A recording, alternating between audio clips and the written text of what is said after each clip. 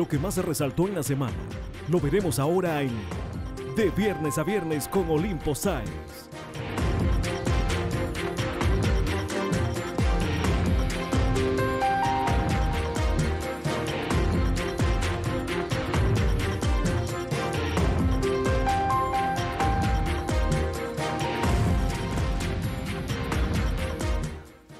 ¿Qué tal, mis amigos de toda la República? Este es su programa de Viernes a Viernes con Olimpo Sáenz, aquí en una edición más en los canales de Osana Visión Televisión para toda la República.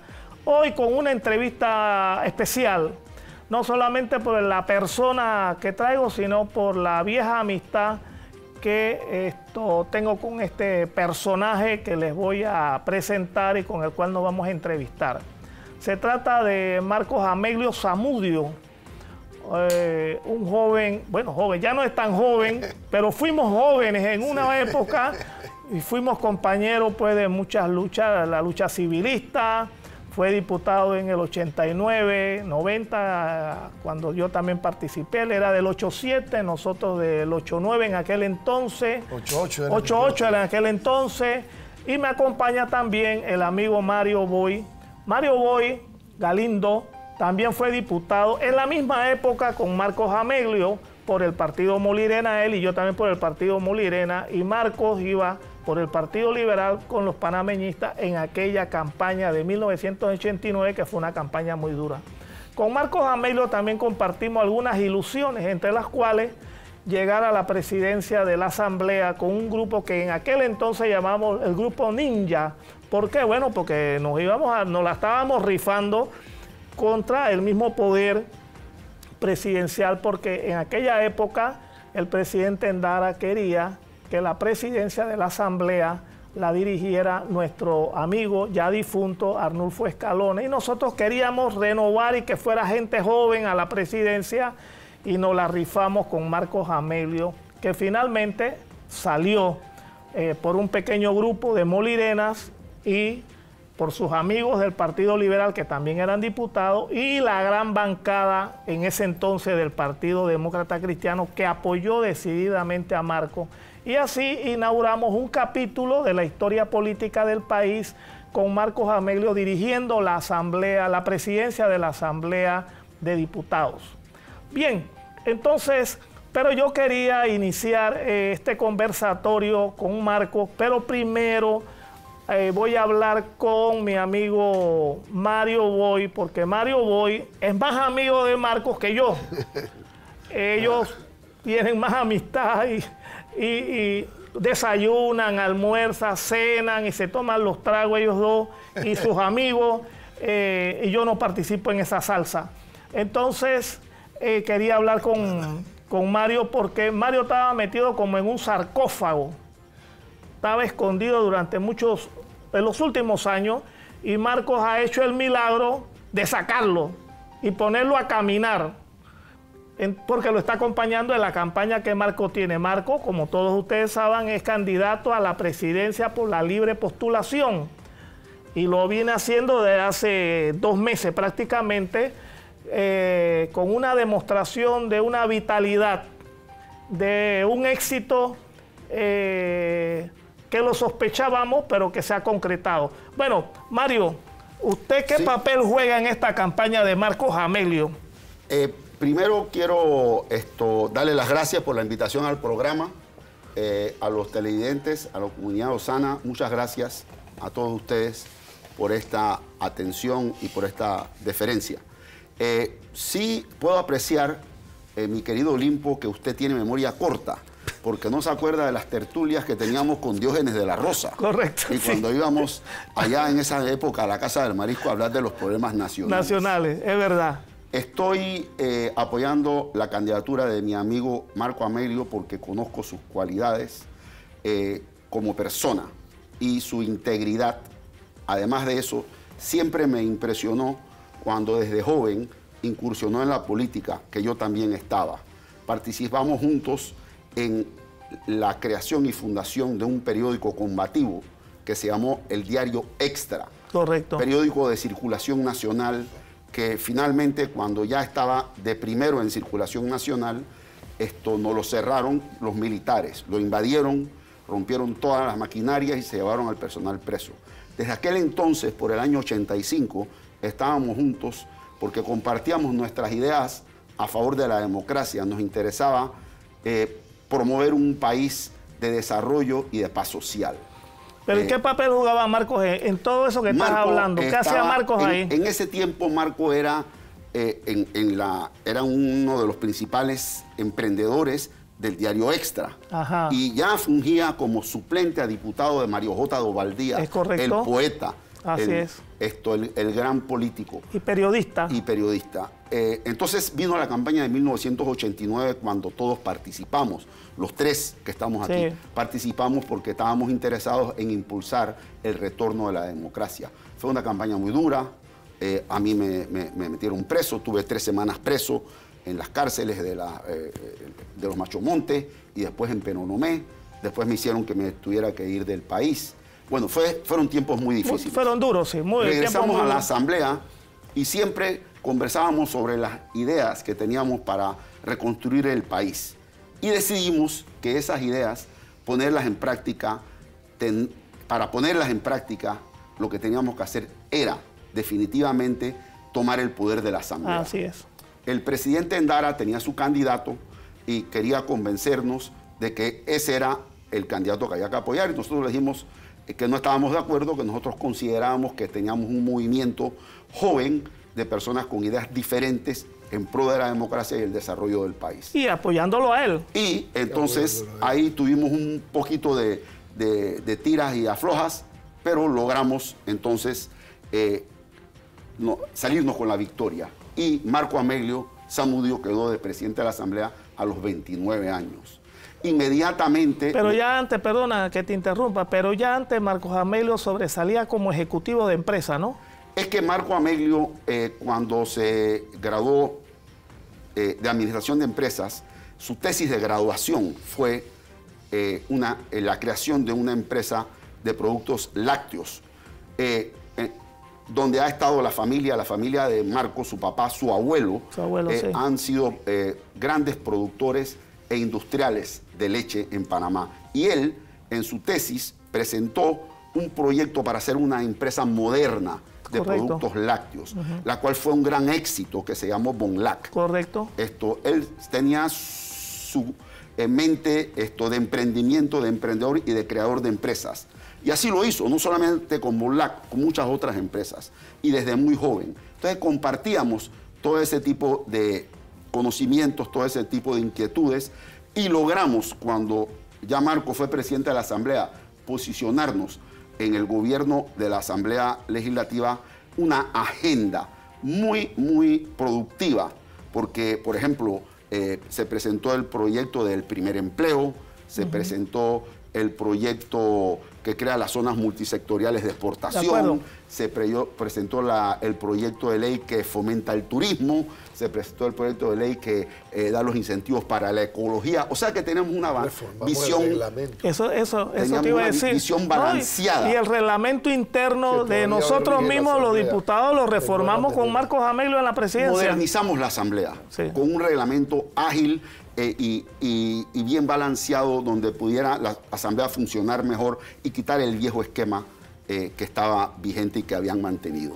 Pero yo la otra cosa que te acuerdas también, con Marco también tuvimos nosotros la oportunidad de agilizar la imagen de la Asamblea con el cuerpo diplomático, a los cuales se le dio importancia en cuanto que la Asamblea tenía una proyección con ellos para que el país se sintiera más. Y es que tú, Olimpo, eras el presidente de la Comisión de Relaciones Exteriores. Sí. Y también con tu visión, con tu inteligencia, con tu don de gente, ayudaste mucho en esa agenda para poder profundizar las relaciones, que eso era muy necesario, con todas las embajadas y con los diferentes países para la nueva democracia. Pero usted, don Mario, me está tirando flores a mí, pero ahora yo le voy a regresar las flores. Y usted se preocupó mucho por tratar de impulsar el proyecto de ley que incentivaba la instalación de empresas aquí en Panamá para que fueran reexportadoras, ¿se acuerda? Correcto. Usted impulsó todo eso. Desgraciadamente llegó un momento de la dinámica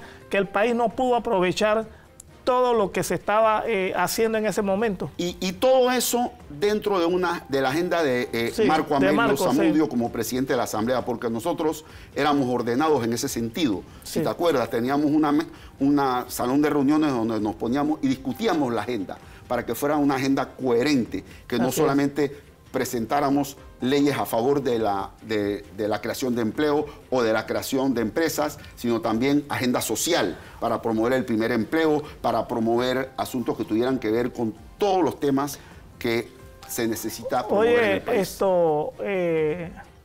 Mario, y hablando de todo, solamente para hacer anécdota, porque es bueno que los amigos televidentes sepan cómo todas estas cosas se fueron haciendo. ¿Quiénes éramos el grupo que formábamos los ninjas?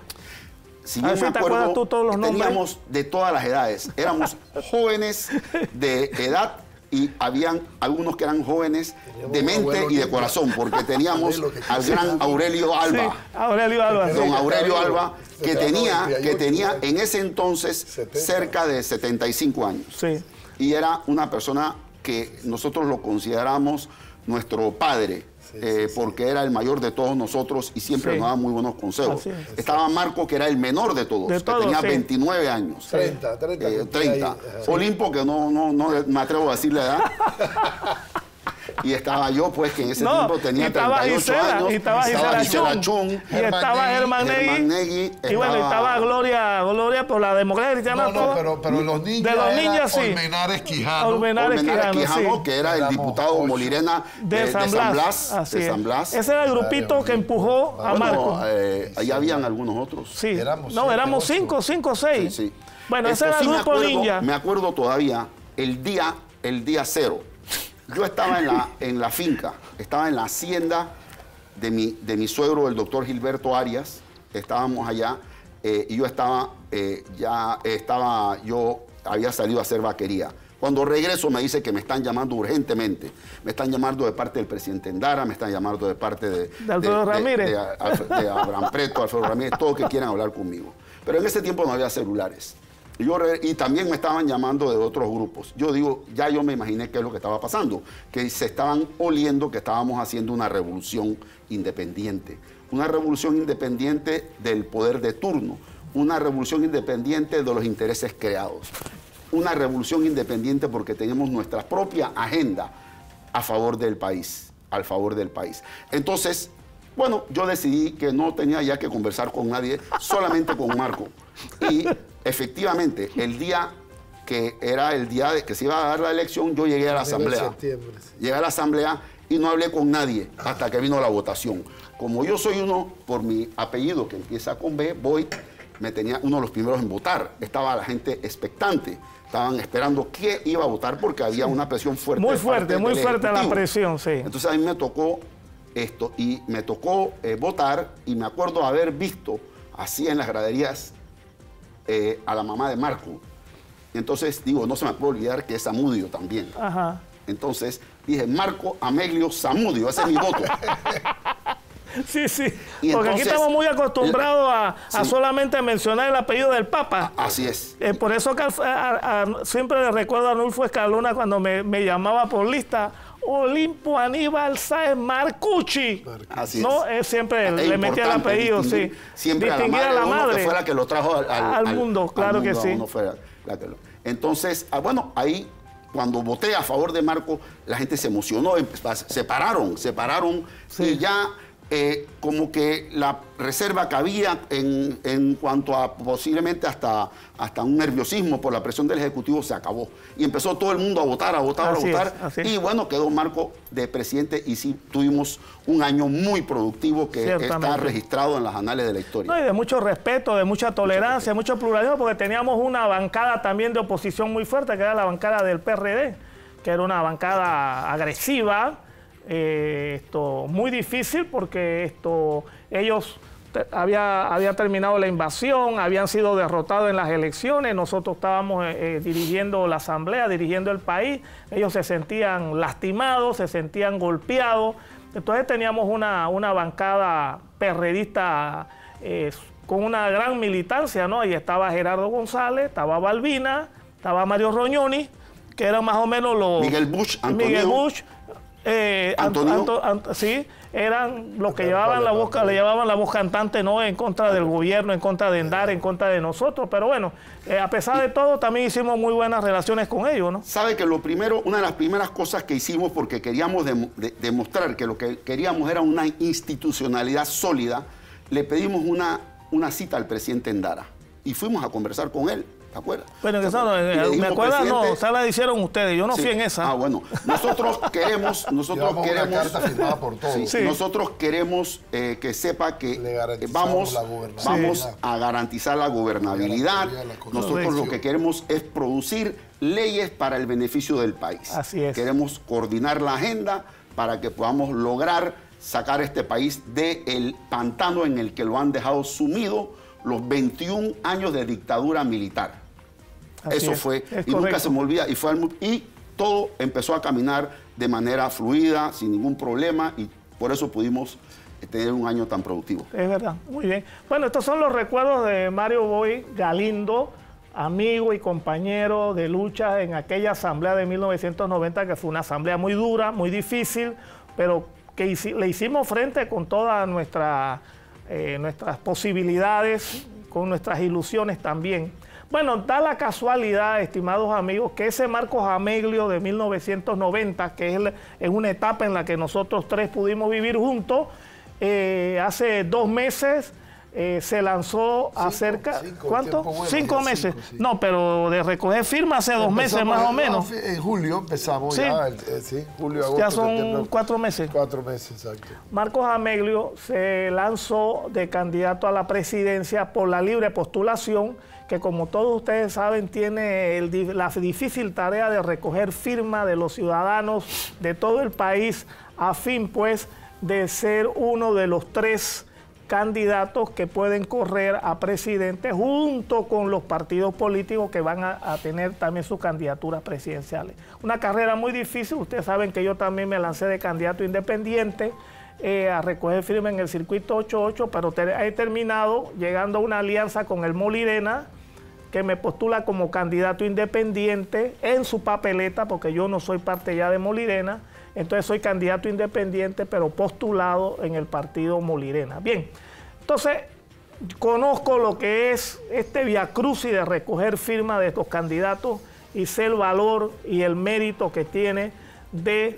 estar ya en estos momentos de tercero en la lista como uno de los más firmados, lo cual pareciera ser, si no va a haber cambios de aquí a finales de este mes, que Marcos se convertirá, vía el respaldo que ha recibido de la población nacional, uno de los candidatos por la libre postulación. Bueno, como ya saben, Marcos Ameglio Zamudio esto es de Panamá, es panameño, nacido en la ciudad de Panamá, estudió en el San Agustín, luego se graduó en la USMA, de la USMA se fue al INCAE, ese Instituto Internacional Centroamericano de Altos Ejecutivos de Empresas, de allá a los Estados Unidos a hacer unas especialidades, regresó, participó en la política activa, se rebeló contra los militares como se rebeló, nos rebelamos todos nosotros, somos de esa generación que nos rebelamos en la década del 70, del 80, ya en el 90, como le hemos comentado, como Mario Boy las ha estado comentando, Mario era candidato por el partido Molirena, yo también Mario era candidato en Antón, yo fui candidato en el 8-9, que es lo que es hoy 8-8, y Marco lo fue en el 8-8, que hoy es 8-7. Correcto. Así que ahí nos encontramos entonces en la asamblea trabajando juntos por esta agenda que les ha mencionado Mario y con estos ideales pues de que queríamos cambiar las cosas por Panamá. Pero bueno, una cosa es lo que a veces pensamos, tenemos y otras cosas son el desarrollo del país. Pero bueno, tengo a Marcos Ameglio aquí con el cual queríamos conversar porque él es el candidato que nosotros queríamos entrevistar porque queremos conocer su experiencia. Lo primero, Marco, es ¿qué te llevó a ti a abandonar la junta directiva del Canal de Panamá donde estabas haciendo tu trabajo para ser candidato de esta campaña de libre postulación para la presidencia? Sin duda, la preocupación por el futuro del país y mi vocación muy determinada, porque uno en esto pone cosas en riesgo, no tiene certezas, incluso al haber asumido la ruta de la libre postulación, que no era como que renuncié para irme al camino más suave y convencional sí, más fácil, de la primaria sí. del partido. Me tomé la decisión de que este país no podía seguir por la ruta que está. Todos hemos peleado internamente los partidos y sabemos el problema que estos representan hoy en día, que son más parte del problema que de la solución. Son operadores electorales, pero no son buenos operadores a la hora de gestionar en la función de gobierno. Yo diría inclusive que en Panamá la partidocracia sabe hacer oposición, pero no sabe hacer gobierno. En alguna forma, ¿y para qué sirve hacer oposición si tú, al momento en que te toque recibir el respaldo, el beneficio y la responsabilidad de cumplir con el objetivo principal de la política, que es llegar a los más altos puestos a tomar decisiones y actuaciones? Ahí es donde fracasan. Es como un buen equipo que hizo una buena eliminatoria y cuando llega al Mundial, en el Mundial pues le meten los goles. Oye, y pero yo antes... creo que ese sistema lo hemos vivido todos. Sí. Y la pregunta concluye, yo sentí el gran interés en adherirme a una frase que tenía en mi cabeza y que la oigo en la calle y que la vi el 9 de enero, cuando salieron mucha gente a marchar por las calles cuando inició este año, que decía basta ya. Sí. Y yo me propuse esto, pues decir basta ya, Panamá. Adopté este moto, este logo que decía basta ya, digo, efectivamente, basta ya. Y basta ya implica muchas cosas. Muchas cosas. Oye, Marco, ahora. hay 3 experiencias que me gustaría que me relataras cortamente para beneficio de los televidentes, que te conozcan mejor. Hay 3 experiencias en tu vida que nosotros, Marcos y yo, más o menos la podemos conocer, pero quiero que... Mario, ¿qué dije yo? Marcos. Mario la conoce igual que yo.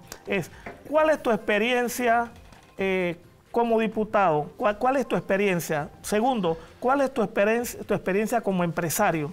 ¿Y cuál es tu experiencia como miembro de la Junta Directiva del canal?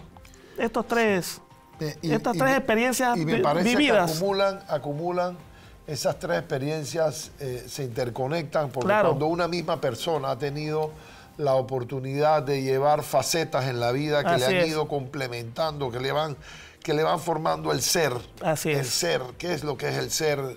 Es el compendio y es la suma de experiencias, de conocimientos. Así es. De errores y de una éxitos. cosa en la vida, Olimpo y Mario, que no tiene reemplazo, que se llama aprendizaje. Correctamente. Porque bueno, si tú viviste en la vida y no aprendiste, es como si no hubieras vivido. Así ¿no? mismo es.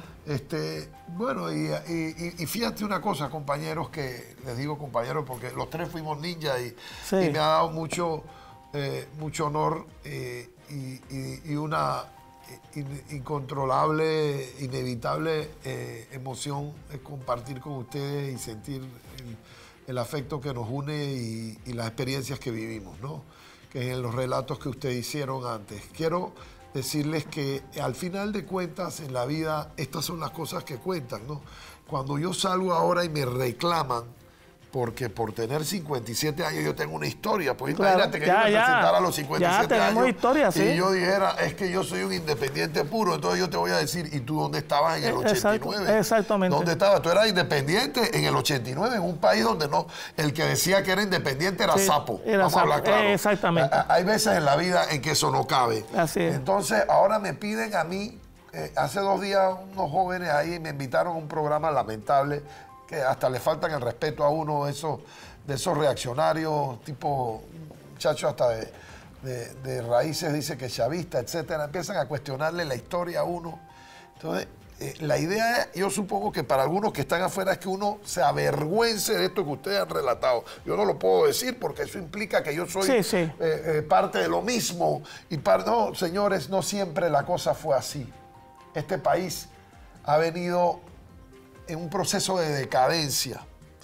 Este país no fue siempre así y tenemos que rescatar la institucionalidad, el valor de la democracia, lo que es la vivencia de la política, que es un arte y una ciencia noble a la que alguien debe dedicarse con patriotismo, vocación, desprendimiento. Y sí, en la vida las cosas, por más que hoy las veamos de una manera negra y oscura, uno no tiene por qué negar el pasado y la historia cuando uno ha sido parte de una época en que yo nunca me imaginé que algún día yo me tendría que sentir avergonzado de mi historia o de haber estado en la asamblea. O de haber sido miembro de un partido político. A mí el otro día me quisieron presentar como que fue diputado, fue presidente de la asamblea. Digo, perdóname, yo no sabía que yo tenía que esconder esa faceta de mi vida para presentarme como alguien que puede ayudar a este país. Tengo que esconder esa parte. Claro. Entonces, ¿yo qué soy?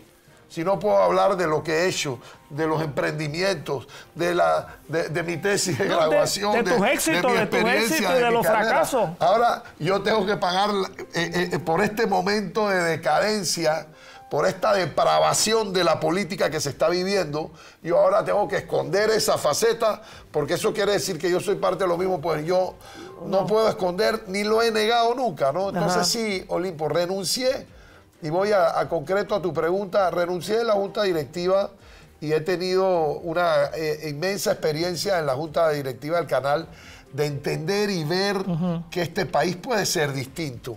Yo creo que debiera ser obligatorio que el que quiera ser presidente de este país se le obligase a tener una pasantía en el canal, porque este país en buena forma es parte como un invento del canal. Un día yo hablaba con alguien y me decía, ¿qué tú crees que es más invento? ¿El país es invento del canal o el canal es invento del país?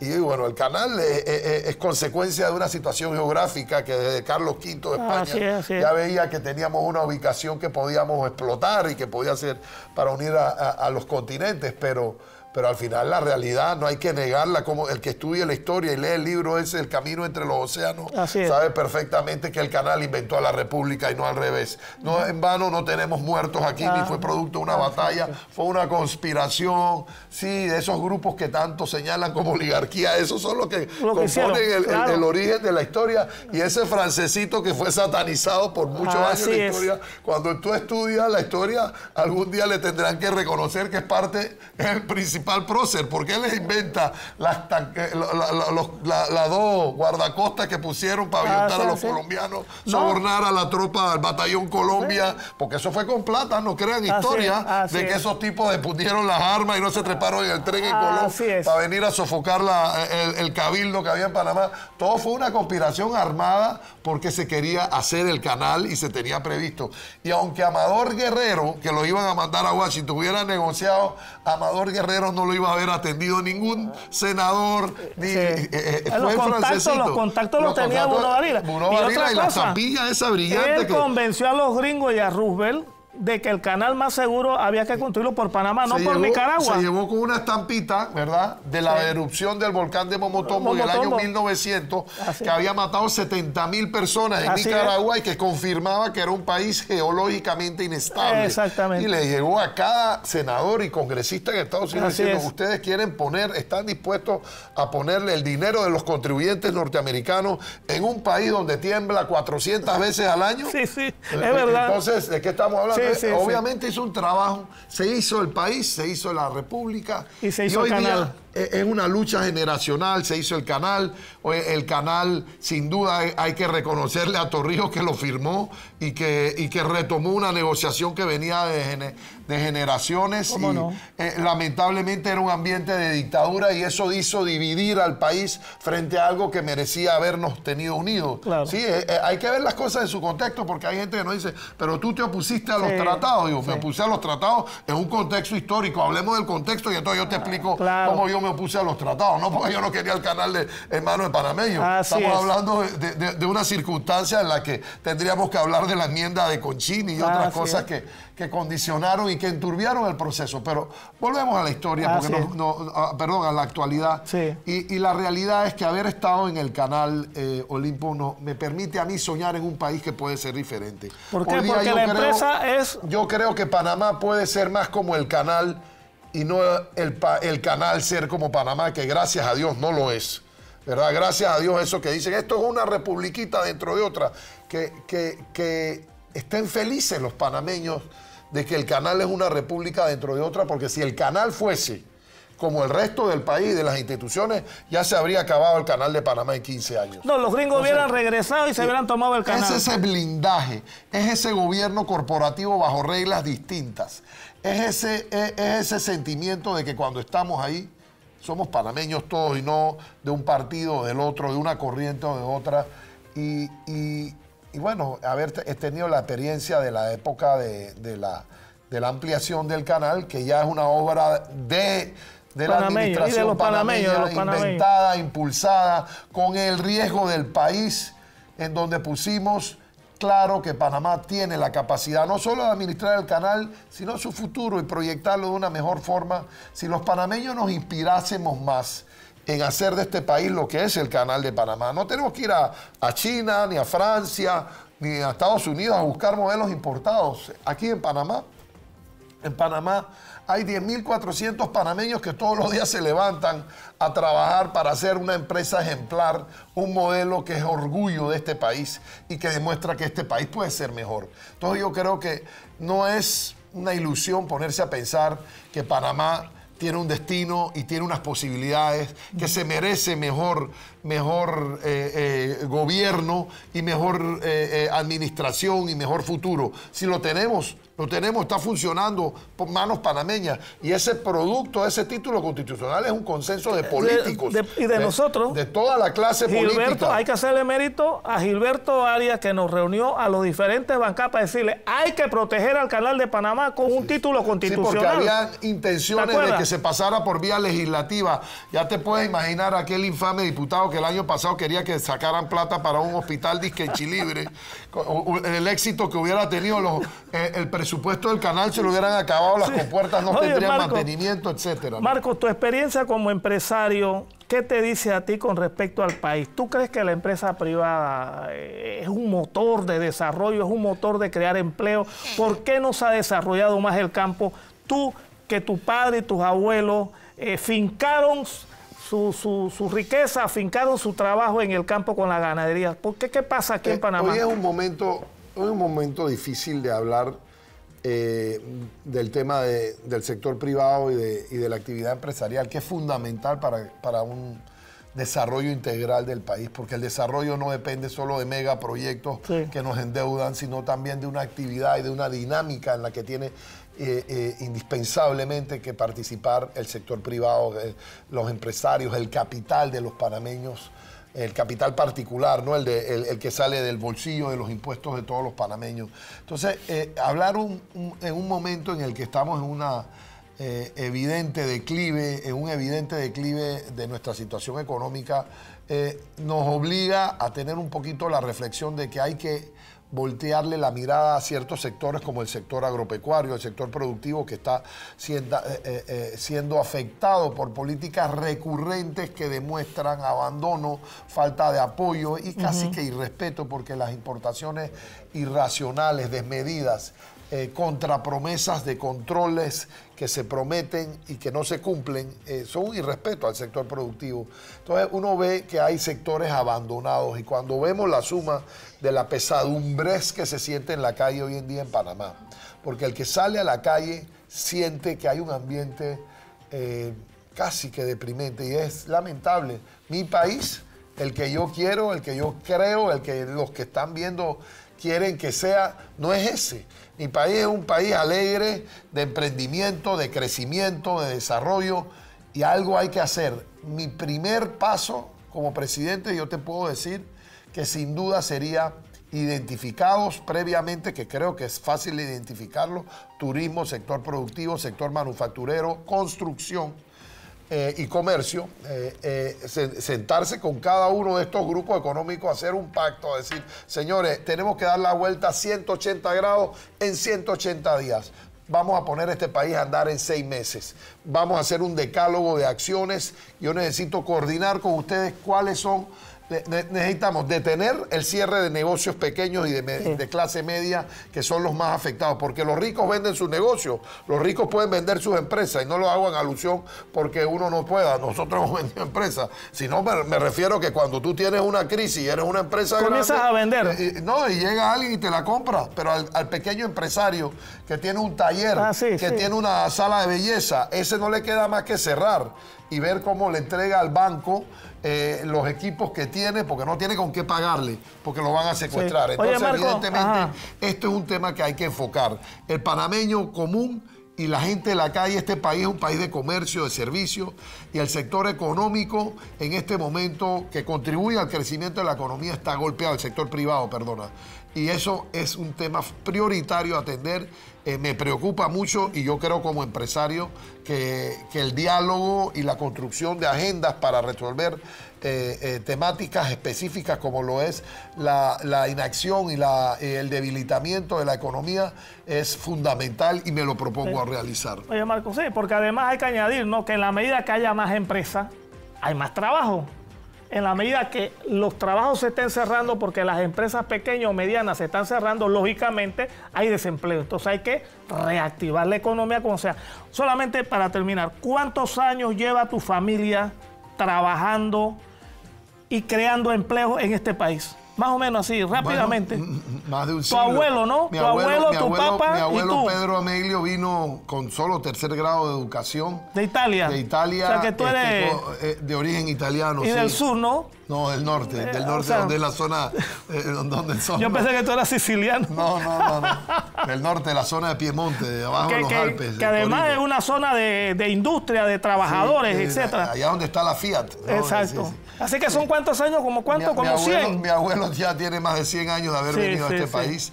Vino al inicio de la República, cuando venía el boom, venían los inmigrantes a tratar de construir en la construcción del canal. Ajá. Con la construcción del canal fue que llegó mi abuelo, y bueno, del lado materno, mi abuelo Francisco Zamudio Tribaldo era producto de una gran familia, de grandes familias productores chiricanos, fue educador, ambos, mi abuelo materno fueron educadores ambos, y de ellos también me enseñaron un gran bastante. Amor por la tierra, claro. y el entender de que la educación es lo más importante que podemos cambiar para que este futuro de los panameños bueno, están escuchando a Marcos Ameglio Zamudio, candidato por la libre postulación para toda la República de Panamá. Va en tercer lugar en la recogedera de firmas. Estoy en la parte final de esta entrevista con Marcos Ameglio Zamudio, candidato a la presidencia de la República por la libre postulación como independiente. Y ahora queremos hablar con Marco de su experiencia en esta recogedera de firmas, como decimos vulgarmente. Marco, ¿cuántas firmas has logrado recoger y cuántas firmas tienes ya para estar en esta competencia de toda esta cantidad de candidatos a presidente que hay? Bueno, Olimpo, te cuento que al día de hoy, cuando termine y este programa sale en la tarde, voy a hablar con la cifra más actualizada. Voy a estar presentando suficientes firmas para haber sobrepasado las 200.000 firmas. ¿Cuántas? 200, vamos a estar como en 205.000 firmas presentadas. ¿200? Hoy el día amaneció con 192.000 firmas presentadas. Nosotros hemos tenido una dinámica creciente. Hemos tenido crecimiento de 60-62%.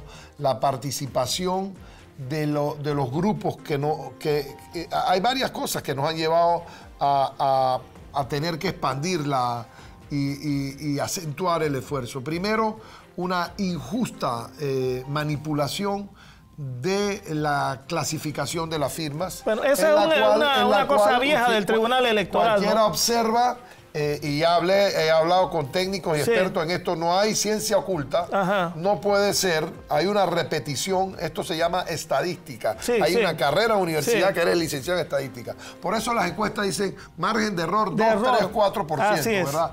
Me dijo él, mira, me dice una persona, no puedes aceptar que tú estás teniendo 50% de rechazo y los otros 30, 32, 33, 31.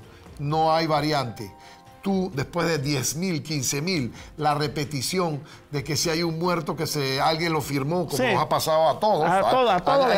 A todos. Ahí no hay un candidato que no haya registrado muertos o niños. Todo eso son tendencias que la ciencia estadística las va marcando. Y ya cuando tú pasas de 10.000 y ya vas hablando de más de 50.000 firmas, no debe haber diferencia. La única forma por la cual tú tienes 50% de firmas y otros tienen 30, todos los demás tienen 30, es que simple y sencillamente está habiendo una manipulación para perjudicarte. Ya. Y cuando uno se percata, ¿yo qué puedo hacer? Denunciar, pelear, patalear. Lo que hicimos fue, bueno, entonces tenemos que acentuar el esfuerzo para que simple y sencillamente pues tengamos que presentar más firmas. Es absurdo. Yo jamás me imaginé que íbamos a pasar de 200.000 firmas. Hemos superado lo que los 3 candidatos de los partidos estos que representan lo mismo han sumado en sus votos de primarias. No, y además tienes otra virtud, ¿no? Que yo lo creo y así lo hemos discutido con otros periodistas, el hecho de que en tan breve tiempo tú hayas podido hacerle la pelea a los que ya habían empezado desde un principio. 13 meses antes que nosotros. Sí, entonces ahora, me atacan, me cuestionan y al final de cuentas, ¿qué ventaja mejor que haber tenido la cantidad de tiempo y de meses que estuvieron por delante? Yo simple y sencillamente creo que cada cual se organiza y se estructura. Yo soy una persona que creo en la organización, hicimos una estructura empresarial comenzamos y rápido. Política. No en vano yo he tenido una trayectoria y una vida andando en esto. Y les digo una cosa, enfrentar a ese monstruo de 3 cabezas, porque es un monstruo, no 3, es un monstruo de 3 cabezas, de los partidos políticos, ¿verdad? El monstruo que son el señor C, el señor B y el señor R, al final de cuentas son lo mismo. No es cuestión de querer decir yo quiero ser presidente, se trata de tener trayectoria, experiencia, capacidad, por supuesto, honestidad, transparencia, pero en esto hay gente que se presenta sin capacidad y tú vas a enfrentar al monstruo sin capacidad. Si eso se trata de un gesto poético, para el que lo quiera hacer, muy bien, pero yo no me metí en esto para hacer poesía. Claro, de acuerdo. No, yo me metí en esto para hacer historia, Marco, para que este país cambie. Dime, y para pues, eso hay que saber enfrentar a ese monstruo. Dile a los amigos televidentes de Osana Visión y de este programa en especial, entonces, ya has recogido 200.000, estás calculando para hoy. Sí, hasta anoche eran 192.000 firmas. 192.000, pero ¿cuántas firmas reconocidas? Hasta anoche, hasta el día, sabes que ahora es dinámica, gracias a Dios que se ha ido cambiando eso, porque el manejo se le fue de las manos al tribunal, han ido rectificando y haciendo modificaciones. Ahora hay una aplicación en sitio en vivo que te va dando cada 5 minutos la información. Yo ahora mismo tengo 73.000 firmas válidas. Estoy como 12.000 firmas encima del 4º lugar. Estoy como 12.000 firmas abajo del 2º lugar, al cual yo creo que durante el fin de semana nos lo pasaremos. Y yo creo que la otra semana yo voy a estar de segundo. Pero estamos haciendo mucha actividad. Ahora mismo me vine a filmar este programa, pero teníamos toda una actividad, le llamamos la invasión del oeste. Y estamos entrando a Chorrera y a Arrayán y para allá vamos. Eso te quería preguntar. ¿Tu organización está radicada en algún espacio concreto o estás en toda la República? En toda la República. Hace un rato estaba hablando con mi amigo Nelson Cedeño, que es dirigente de Ganaderos al Rescate allá en la provincia de Las Tablas, de Los Santos, perdón, que está aspirando a ser diputado por el circuito 7-1, porque me comunico con las provincias. Tengo una estructura muy grande en la provincia de Chiriquí, en Veraguas, es decir, en Colón. Estamos a nivel de las comarcas, estamos trabajando. Esto es un esfuerzo masivo. Te puedo decir que para el 5 de mayo ya tenemos la mitad de la estructura con la cual vamos a tener que tener jurados de mesa, coordinación, porque todo eso hay que irlo pensando. Es que te iba a preguntar eso mismo, que si tú a la par que vas trabajando la inscripción, estabas trabajando la organización del 5 de mayo. Totalmente. Bien. Y eso muchos no lo están haciendo. Bien, porque están criticando lo que está haciendo uno. Porque llegó y sabe, y que tiene historia, y mira, y que fue y no fue. Yo no le niego a nadie lo que soy o lo que no he sido. Lo que yo sí sé es que este país tiene que cambiar.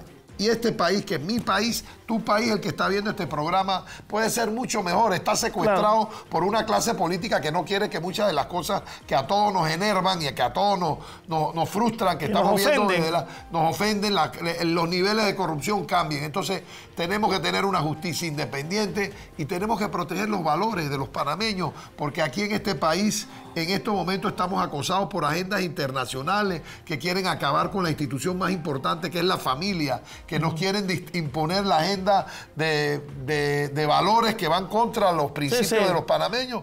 Y en cada programa que voy, hace 2 días tuve un programa en que se ofendieron cuando me preguntaron, matrimonio gay, dígame sí o no. Le digo, no. Nada más, me dijiste sí o no, es no. ¿Qué quieres que te explique? Es antibiológico, es antilógico, es antinatural, va contra mis principios de valores cristianos, familiares, como los llames. Así es. Mira, aunque fuese ateo, que no lo soy porque soy hombre de Dios, yo creo que el hombre y la mujer son los únicos que pueden generar vida, procrear vida. Y por tal razón, yo creo que esto ni siquiera tiene, por supuesto que hay que hablar de la parte espiritual, pero si lo ves desde el punto de vista científico, biológico, por donde lo veas no tiene sentido. Oye, le quitan a uno y lo arrinconan. Me recuerda que hay muchas cosas por las que pelear el 5 de mayo. Oye, Marco, otra cosa que te diga. A la par de que estás recogiendo firmas, a la par que estás peleando como están peleando los demás con el tribunal, a la par que estás organizando a tu personal de 5 años, ¿tienes algún grupo que estás organizando para que organicen el plan de trabajo de llegar a la presidencia? Sí, cómo no. ¿Cómo vas a reactivar la economía? ¿Cómo vas a ver el problema de la educación? ¿Cuáles son para ti los casos prioritarios si llegases a ser presidente? ¿Cuáles son? Pero 5, no me pongas mucho porque la gente se enreda. Te digo 3. Yo creo primero que tenemos que formar un gobierno de unidad nacional, en donde lo que prive sea una meritocracia de panameños comprometidos con querer hacer parte del cambio que el país necesita. Si eres o no de un partido o no, ese no es el tema. Es decir, que tengamos un gobierno de ciudadanos para ciudadanos, conformar un gobierno de unidad nacional para lograr un gran pacto nacional que nos permita sentar las bases de un acuerdo sobre las cuales formular una nueva constitución. ¿Cuál sería el segundo punto? El segundo punto es definitivamente, ya me refería, así que vamos a ser muy breve, el tema económico. Tenemos que dinamizar la economía y me propongo reactivar, aprobar un plan de reactivación económica consensuado con los actores, con los gremios que son los que mueven la economía, para en 5 campos, como te hablé anteriormente, tomar una agenda de pasos que permiten dinamizar la economía en un corto periodo de tiempo. Esto es prioritario, Lipo. Tercer problema. Bueno, el tercer problema es complementario. El Estado, en su disfuncionalidad, ha dejado de pagar sus cuentas. El primero en pagar sus cuentas debiera ser el gobierno. Tiene 1.500 millones, está siendo responsable de quiebra de pequeños y medianos empresarios, y esas cuentas hay que pagarlos. Cuarto, seguro social. Quinto, el tema del agua. Y de la Podemos educación. seguir hablando. Después te invito cuando ya hayas sacado la firma para que vengas a hablar de la agenda de trabajo, porque ya me están llamando la atención de que ya se te acabó el tiempo. Tenemos un comité que va a montar el programa de gobierno. Marcos Ameglio, de trabajo. Gracias por venir a la entrevista. Gracias. Mi querido Mario, por venir a acompañarnos aquí a este programa. A todos los amigos televidentes, gracias por esperarnos. Recuerden que este programa no solamente es a las 6 de la tarde, sino que mañana sábado a la 1 de la tarde volveremos a tener a Marcos Ameglio en este programa de Viernes a Viernes con Olimpo Sáez aquí en los canales de Osana Visión Televisión. Pasen ustedes, buenas tardes.